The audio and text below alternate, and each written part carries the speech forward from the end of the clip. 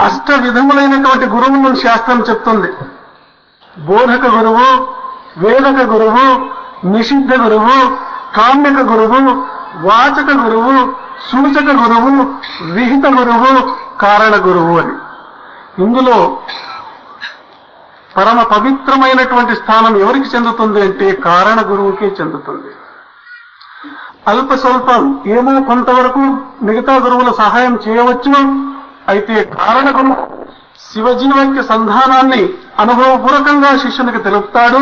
హస్తమస్తక సంయోగం చేసి జ్ఞాన జ్యోతిని వెలిగింపజేస్తాడు. ఆయన చూపులో, ఆయన మాటలో, ఆయన వాక్కులో మహత్తరమైన శక్తి నిండి ఉంటుంది.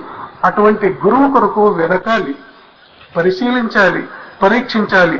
అటువంటి మహానుభావుల్ని గురు బ్రహ్మ, గురు విష్ణు, గురుర్దేవో మహేశ్వర, గురు సాక్షాత్ పరబ్రహ్మ, తస్మై శ్రీ గురవే నమః అని అంటారు.